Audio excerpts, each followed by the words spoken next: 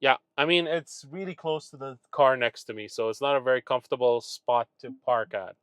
I literally, like, if I open my door, I won't be able to get out. But there you go. FSD did it. Let's see if it's going to park here. It seems like it's slowing down for a parking spot. Yes, indeed, it is. It's so close. Like, it's like, I feel like parking spot at destination is kind of like running on shadow mode. Hello, everyone. Welcome back to another FSD supervised video. Today we are still on FSD version 13.2.2.1 with the minor fixes, and we are testing FSD in residential areas. I am going to be going to waypoints that are specifically not residential, commercial, uh, like let's say shops that we're going to. So we're going to go first to a grocery store local buy over here. Uh, and then we're going to go to a pet store, and then we'll go to another grocery store. And the purpose of this is that because I want to test out upon arrival onto a destination how it's going to perform. Because we're seeing a lot of videos where FSD parks, self parks as it reaches a destination. So we'll be testing out those capabilities. So let's see how it goes. Our turn is right over here, and we are arriving to the parking lot of the grocery store. Let's see. Whoa, sun is really bright today. Let's see if it's going to park itself. Interesting. So over here it's signaling right, but oh, oh, and it wants to go into the smaller parking lot area over here. I guess it's trying to find out. Oh yeah, so we didn't really we routed it to this square over here, which is a small strip mall. Let's see if it parks here. It's signaling right. Oop, and it stops right at the entrance. Okay, so it didn't really self park here. Um, let's continue on to the next waypoint and see how it does. Even though there's like a parking spot right next to us, it chose not to do it. Does not really slow down for these bumps, speed bumps on the road. I don't recall version 11. At some point, it had that capability where it was slowing down for speed bumps. That was really cool, but it was a little bit too sensitive. So if it saw a stream of water, for example, I'll show you guys here. There's just one car on our left-hand side, and then it should be good to go. And it's gonna have to take this left turn over here. So if there was a stream of water of any kind or a shadow on the road, it would still think it's a speed bump, and it will slow down for that. So it was a little bit overly sensitive, so it didn't work out. I think that's why they kind of um, stopped that uh, speed bump, let's say activation or whatever you want to call it, recognition. So yeah. So if you folks haven't done yet, please hit like and please subscribe to my channel. It'll help me a lot. It'll increase my visibility and my videos will be seen by more people. Really appreciate that.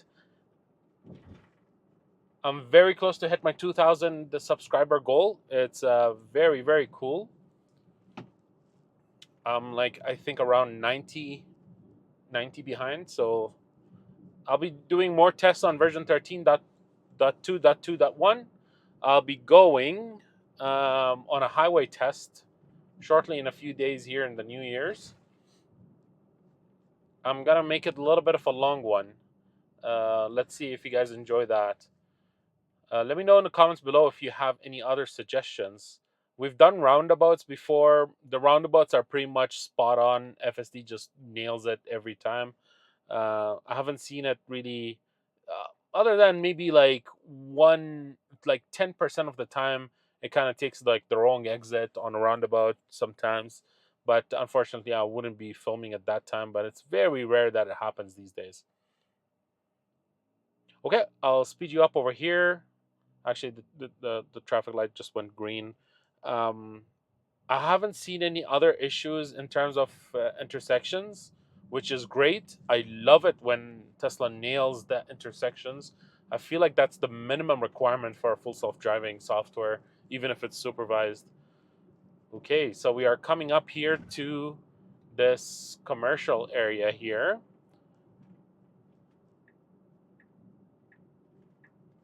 And last time I did this drive with FSD, it was just a couple of days ago, it actually self-parked and it backed up into a parking spot. So let's see if it does that again.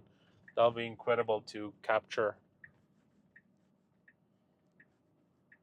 It does skip this first entrance over here and then prefers this entrance here.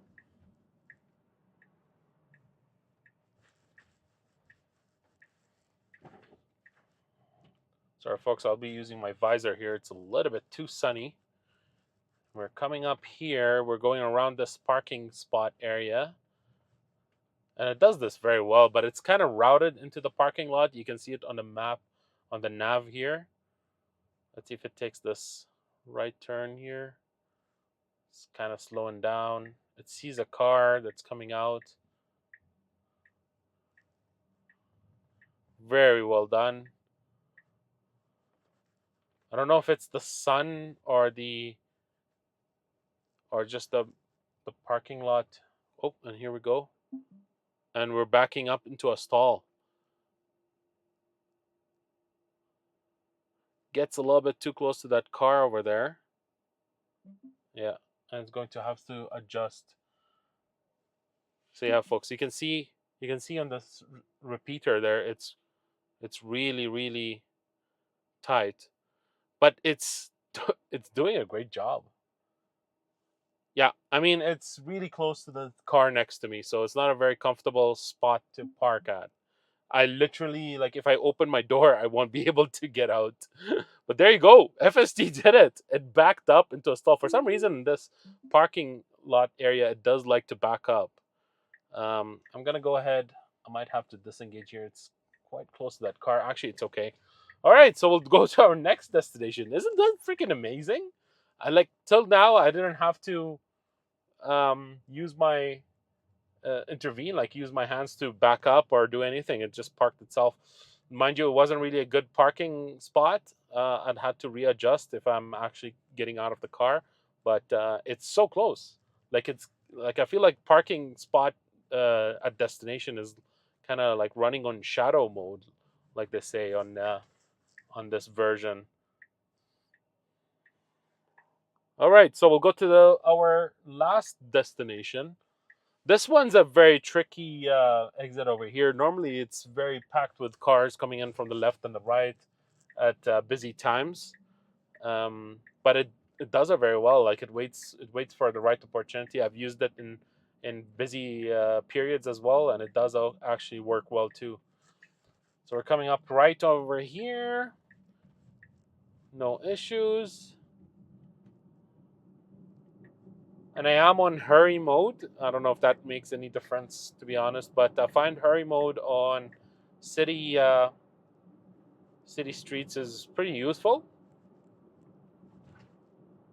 But it's still not as fast as I would have imagined. And the gap that it keeps in front of the cars in front of you, is still significant enough. I feel like there's opportunity there to decrease that gap. It is routing us through a different route than I would actually go through, but we'll let it just do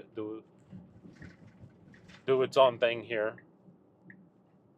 It's kind of routing us from the back, and hopefully that's not a blocked road, because I know that they're building a new building over there. Unprotected left over here. Very nicely executed. No complaints there. And then this is the entrance over here.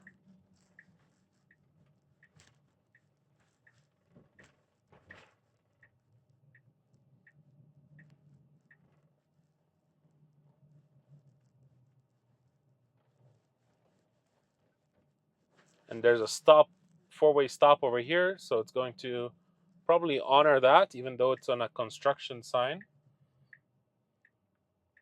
It's not going to be able to turn right over here because it's blocked because of construction. Let's see what it's going to do.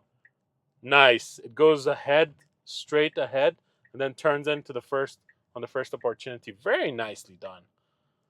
And that's not in the mapping, in the nav data over there. You can see it's kind of off its tracks there.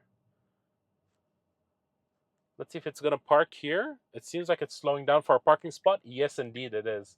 And this is how it parks. Like it normally takes two spots and just parks in the middle of the in between them. There we go. So it's not perfect again, but yeah, this is how it is. So folks, let me know if you like this test. I think this is pretty cool to do again when parking support is there. And yeah, hope you folks like this video. And if you're looking for buying a Tesla, please use my referral code. I'll post it up on the in the description. And yeah, from now till the end of the year, you can get up to $2,000 off your Tesla. Hope you folks have liked this video, and we'll see you in the next one. Have a nice day.